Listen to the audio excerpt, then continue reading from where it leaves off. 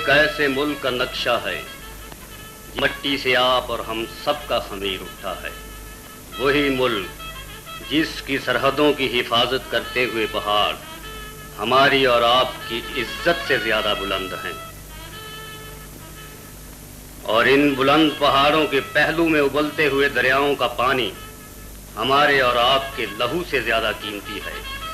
ये सुनहरा पानी जब हमारी जमीन को जिंदगी देता हुआ दूसरी सरहद की हिफाजत करते हुए समंदर से गले मिलता है, तो मौजों को वो खामोश और पुरसुकून दीवारें बना देता है जिनकी गहराइयां किसी भी दुश्मन के बुरे डबो देने की हिम्मत रखती हैं।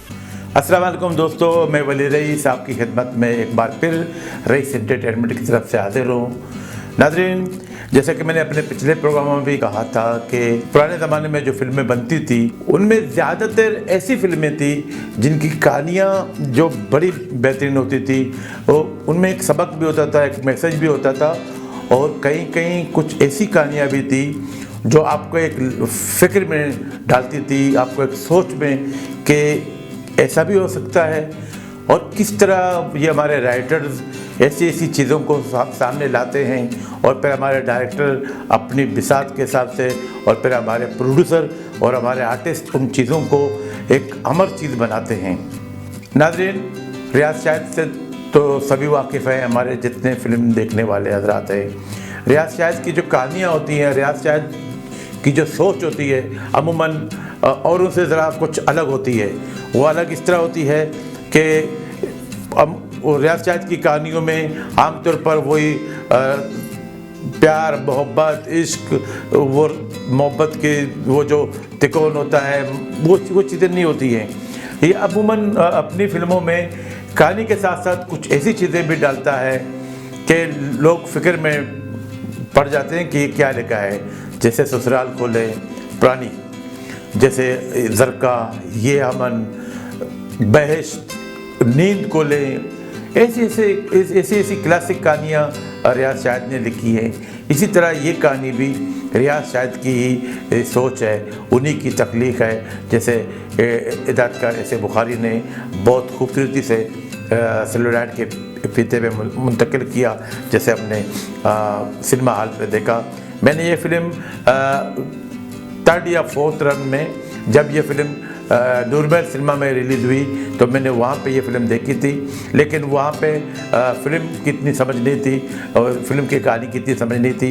बस फिल्म अच्छी लगी थी, और ख़ासकर उसमें जो गाने थे, हमने तो प्यार किया है एक दिलरुबा से, एक बेवफा से, लोगों सुन लो, हमने तो प्यार किया है। और वह गाना कराची के सड़कों पर मर्सिडीज गाड़ी में अभी गाता है उसना और अलाउद्दीन के साथ। इस गाने की वजह से फिल्म मैंने 2-3 मरतबा देखी, लेकिन जब मैंने ये फिल्म देखी तो उसने मुझे बहुत ही फिक्र में डाल दिया कि अच्छा ये इस किस्म की कहानी थी।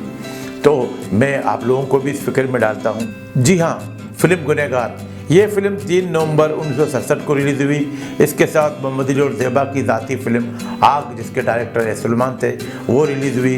वो कामयाब फिल्म गई, लेकिन जो गुनहगार फिल्म है वो दरमियानी गई। उस वक्त इस फिल्म में एजाज़ और हबीब इस फिल्म के हीरो थे, और उसना और सरोनी हीरोइनें थी, लेकिन मेन किरदार उसमें अलाउद्दीन ने किया। अलाउद्दीन का वो जुमला बहुत मशहूर था कि बादशाह लोग और मन ने कहा, वो फिल्म बहुत मशहूर थी। इस फिल्म की कहानी कुछ यूँ है कि एक बस्ती की कहानी है जहाँ मुख्तलिफ़ किस्म के लोग रहते हैं। अलाउद्दीन वहाँ पे अपने घर में कोली में वहाँ पे कच्ची शराब बेचता है, वहाँ उसने भट्टी लगाई हुई है और वो जुआ खिलवाता है।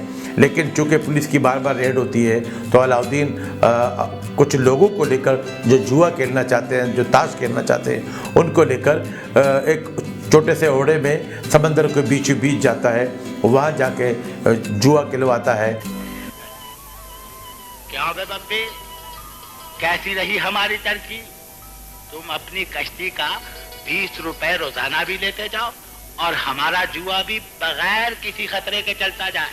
वहाँ पे इनका एक मुखबर होता है ऊपर, वो देख रहा होता है कि कहीं से पुलिस की तो रेड तो नहीं आ रही। इसी बस्ती में उसना भी रहती है जो साकी की बेटी होती है। तो अब एक फिल्म का जो स्टार्ट है वो इसी तरह है कि अलाउद्दीन एक ओड़े में वो जुआ खेलवा रहा है, वहाँ पे लोग जुआ खेल रहे हैं, तो उसका मकबर दूर से देखता है कि एक आदमी समंदर में डूब रहा है और अलाउद्दीन को बुलाता है कि देखो वो सामने एक बंदा डूब रहा है। अलाउद्दीन उसको देखते हैं, बोलता है यार हमने इतने गुनाह किए तो चलो एक सवाब का काम भी कमाएं, उसको मैं जाके निकालता हूँ क्योंकि बंदा मुझे लग रहा है कि वो जिंदा है।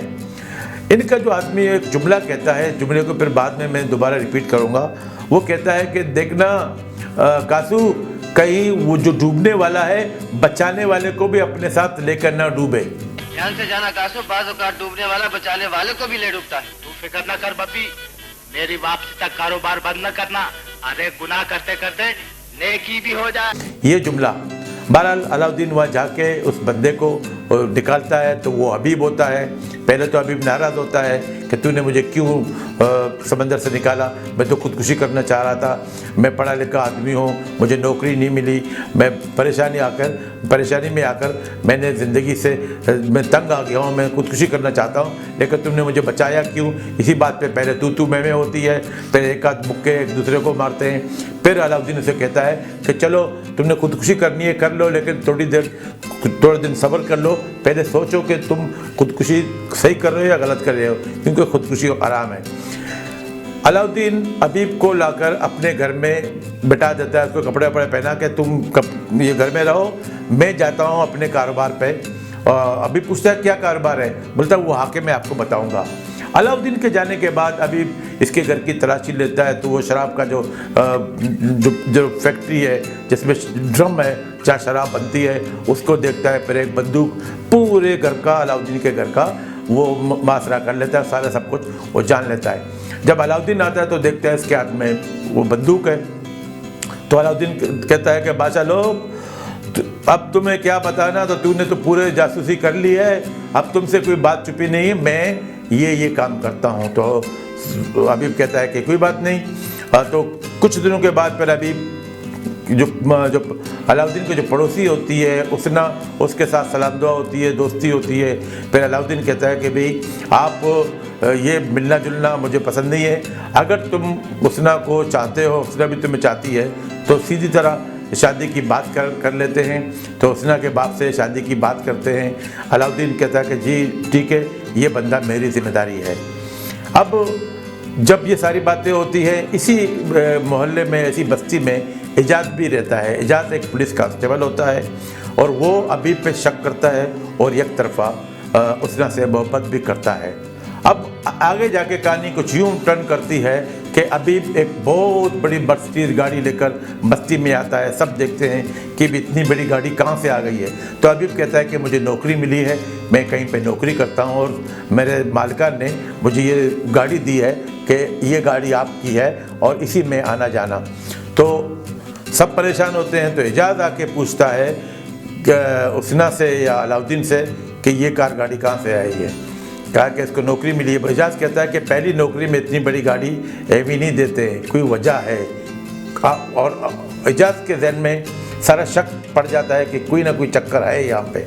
अब हबीब अलाउद्दीन और उसना को लेकर गांव एक शहर में घूमता है। गाना है जो मैंने आपको पहले जिक्र किया था, हमने तो प्यार किया है एक दिलरुबा से, एक बेवफा से, लोगों सुन लो। गाने के बाद हबीब उसना और अलाउद्दीन को छोड़कर एक होटल में आकर ठहरता है। होटल में आकर जैसे ही वो अंदर जाता है तो वहाँ पे किसी से टेलीफोन पे बात करता है। Hello sir, this is 00702। मैंने यूसुफ के नाम पर 135 नंबर कमरा बुक कर लिया है और वहीं से बोल रहा हूँ। यहाँ पे खुल जाता है कि हबीब असल में एक गैर मुल्की जासूस है। अब फिल्म की कहानी यहाँ पे आती है। जो इससे पहले जो मैंने कहानी सुनाई वो हाम सी कहानी थी, लेकिन यहाँ पे आकर रियाज शाहिद ने कहानी को टर्न देकर और असल मौजू पर ले आया। इसी होटल में जहाँ हबीब ठहरा है वहाँ पे पड़ोस में सलोनी ठहरी हुई थी। अचानक सलोनी शोर मचाती है। हबीब उसके पास जाता है कि क्या हुआ, बोला कुछ नहीं। फिर वहाँ पे दोनों की बातचीत होती है। तो हबीब कहता है कि भी मैं तो यहाँ पे पिकनिक मनाने आया हूँ। तो सलोनी को कहता चलो अब हम भी दोनों साथ चलते हैं। तो ये दोनों जाते हैं एक जगह पर वो तस्वीर बनाने के लिए। तो अच्छा रोजी, वक्त ज़ाया नहीं करना चाहिए, कॉफ़ी पियो और नहा धोकर तैयार हो जाओ। मैं तुम्हें दो चार जोड़ी भी साथ रख लेना, क्योंकि मुझे तुम्हारी तस्वीरें बनानी है। तो अभी मुख्तलिफ जगहों की तस्वीरें बनाता मुझे तस्वीर बनानी है, जरा नाज दिखा, कोई अंदाज दिखा है। जब अबीब और सलोनी होटल आते हैं तो अबीब उन फिल्म जो तस्वीरें उतारी है उनको जो डेवलपिंग करता है, तो अचानक सलोनी आकर तस्वीर देख लेती है।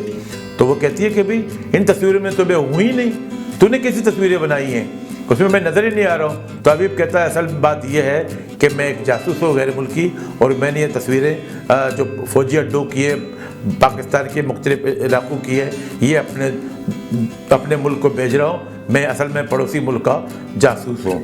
तो सलोनी यहाँ पे हंसती है कि भी मैं भी उसी गिरोह से ताल्लुक़ मुल्क की एक जासूस हूँ, और मुझे आपके ऊपर ये भेजा गया है कि देखो ये सही काम करता है नहीं करता है, क्या पता मेरे ऊपर भी एक और जासूस हो। तो दूसरी तरफ पुलिस को शक पड़ता है कि ये कोई ख़ास बंदा होगा, अभी जो बस्ती में आया है उसके पीछे पर जासूस लगा देते हैं। अभी फिर गायब हो जाता है। तो यहाँ पुलिस सबको पूछते हैं बस्ती वालों से, तो कोई कुछ नहीं कहता, बोला हमें तो पता नहीं है कि बंदा कहाँ गायब हो गया। तो यहाँ पुलिस के जो ऑफिसर्स बैठे होते हैं वहाँ पे फिर एजाज को लाते हैं, एजाज से पूछते हैं नाम अनवर, नंबर 786, को पहचान लोगे? जी हाँ, मैंने उसे बहुत करीब से देखा है। वो तुम्हें जानता है? मेरा ख्याल है नहीं। हम दोनों का आमना सामना नहीं हुआ, लेकिन वो बंदा मुझे मशकूक लगता है। अब यहाँ एजाज को कहते हैं कि आप पुलिस कांस्टेबल छोड़कर आप हमारे साथ जासूस बन जाओ और उस बंदे की खोज लगाओ कि बंदा है कौन, क्योंकि हमें मशकूक लगता है। और ये है कि ये बंदा उस औरत खातून को लेकर सरहद पार की तरफ गए हैं, और वहाँ उसके बाद उनका कोई लिंक नहीं मिल रहा है कि कहाँ गए हैं, किस इलाके की तरफ गए हैं। और यहाँ पे जब सलोनी और अबीब शुमाली इलाके में आते हैं, वहाँ पे वो फौजी चौनियों की और ऐसी जगहों की वो तस्वीरें बनाते हैं। तस्वीरें बनाते बनाते फिर एक कॉल मिलती है, hello hello 302, hello 302, hello 302, over. तो उसे ये कहते हैं ये रोल और जो बातें हैं ये आप सारी चीज़ें वहाँ पे कावाखाने में हमारे एक जासूस है उसको दे दे, वो शिकारी के ज़रिए, चील के ज़रिए वो चीज़ें हमारी तरफ भेज देगा और हम तक पहुँच जाएंगी। और जैसे ही अभी वो सारी चीज़ें वहाँ के एक जासूस को, यहाँ के एक मुखबर को दे देता है, कबायली इलाके का जो बंदा होता है उसको देते हैं। वो बंदा लेकर उन चीज़ों को लेकर जैसी चील या जो होता है उसके बाजू में बांधने वाला,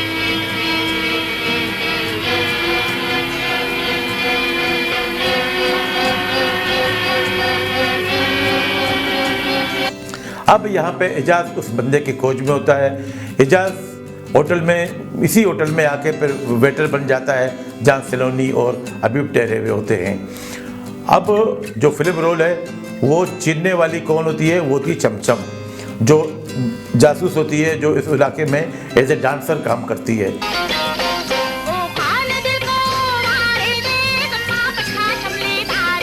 तो वो सारी चीज़ें लाकर एजाज को दे देती है, क्योंकि उसे बताया जाता है कि ये चीज़ें वहाँ पे होटल में ठहरे हुए बहरे को दे देना। अब जैसे वो एजाज वो सारी चीज़ें लेता है तो एजाज को शक होता है कि वाकई इस यहाँ पे कुछ ना कुछ है। तो वो एजाज लेकर एक वाकी टाकी या जैसे टैप रिकॉर्ड वहाँ पे उस कमरे में रख लेता है। यहाँ पे फिर अबीब आकर जैसे फ़ोन पे बातें करता है अपने लोगों से, अपने मुल्क के लोगों से कि भाई मैंने सारी चीज़ें बेच दी हैं, आप तक कैसे नहीं मिली है। यहाँ पे जैसे अभी कमरे से निकलता है एजाज आके वो टेप रिकॉर्ड सुनने तक पता चल जाता है कि वाकई ये गैर मुल्की जासूस है, इसको गिरफ्तार करना चाहिए। तो वहाँ पे अपना ये सारे जो इदारे हैं सबको बता देता है, पुलिस मोर्चे बना देते हैं। अब अबीब और सलोनी जब कार गाड़ी लेकर जब एक फाटक पे आते हैं तो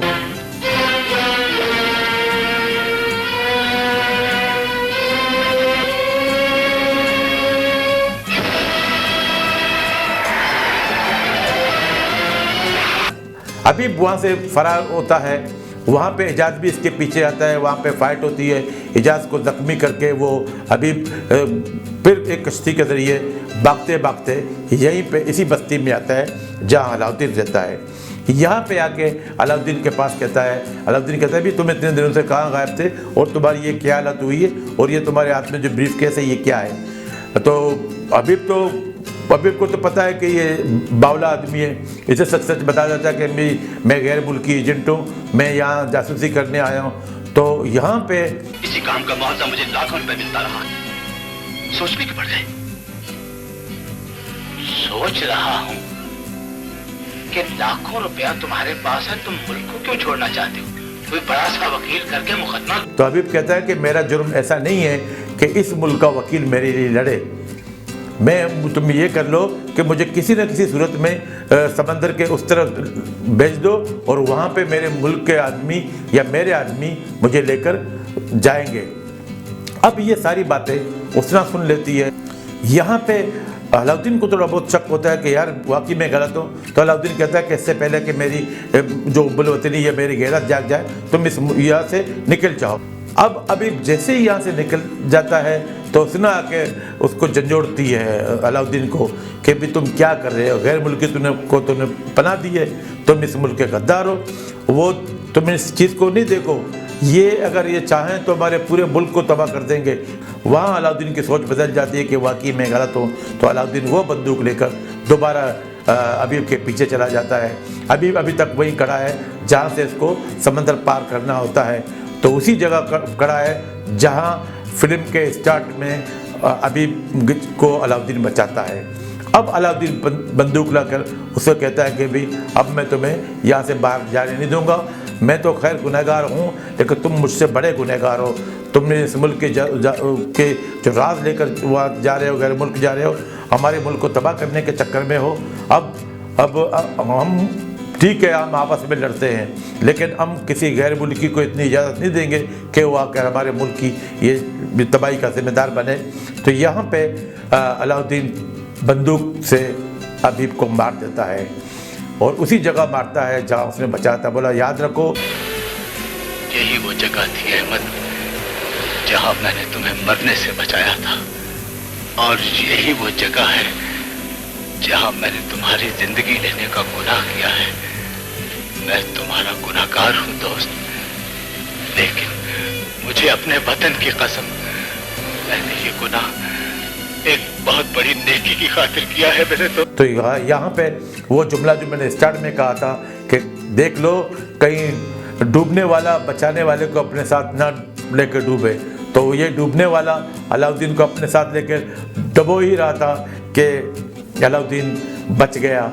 उसके बाद फिर फिल्म यहाँ पे एंड होती है और एंड में पुलिस की तरफ से अलाउद्दीन को तमगे दिए जाते हैं और अलाउद्दीन को शूट किया जाता है। तो नाज़रीन, मेरे कहने का मकसद ये था कि जिस तरह जिन फिल्मों की मैं स्टूडियो ला के आपके सामने पेश कर रहा हूँ, जिनमें कहानियाँ थी, जिनमें अदाकारों की अदाकारी थी, इस फिल्म में हबीब ने बहुत अच्छा किरदार अदा किया है। उसमें अलाउद्दीन तो वैसे ही अवामी अदाकार, बादशाह लोग इसका जुमला उस ज़माने में बहुत मशहूर था और जगह जगह लोग ये बोलते थे बादशाह लोग इस तरह करके। और इसी तरह इजाज़ ने इस फिल्म में एक बहुत ही सीधे साधे जासूस का किरदार बड़े अच्छे तरीके से किया। उस फिल्म में जो इजाज़ का जो किरदार था उसके ऐन मुताबिक था, उसमें ना कोई चालाकी थी ना ये थी। और इजाज़ इस फिल्म में एक खामोश मोहब्बत करने वाला उसना से, और फिर उसके बाद फिर एक पुलिस इंस्पेक्टर, जिस तरह का किरदार इजाज़ का था इजाज़ ने बहुत खूबी से अदा किया। इसी तरह सलोनी और उसना ने, और उसना को मैंने बहुत कम ऐसी फिल्मों में मुझे अच्छी लगी थी जो ये देहाती किस्म को जो किरदार अदा करती थी, क्योंकि हमने उसना को जब से वो संभाला उसको मॉडर्न ड्रेस में देखा था, तो इस किरदार में भी उसना ने बहुत अच्छी अदाकारी की। साकी और दूसरे छोटे मोटे जो किरदार अदा किए थे वो सारे। इस फिल्म के गाने भी, म्यूज़िक अच्छी थी, म्यूज़िक उसकी रशीद अत्रे, और अमूमन रशीद अत्रे जो उसने ज़रक़ाब फिल्म में म्यूज़िक जासूसी जो मनाज़र होते हैं उसका जो म्यूज़िक जो होता है बैकग्राउंड म्यूज़िक, उसको तासुरात को उभारने में उन्होंने बहुत अच्छा तासुर छोड़ा पब्लिक पर। तो नाज़रीन, इस खूबसूरत और जासूसी और उब्बुल वतनी पर मबनी फिल्म की इस छोटी सी कहानी के साथ अब वली रईस इजाज़त चाहता है। अगले नेक्स्ट किसी और टॉपिक के साथ वली रईस दोबारा आपकी खिदमत में आज हाज़िर होगा। लेकिन मैं रिक्वेस्ट करता हूँ कि मेरे चैनल को सब्सक्राइब भी कीजिएगा और लाइक भी कीजिएगा। और उस वक्त तक के लिए इजाज़त। अल्लाह हाफ़िज़।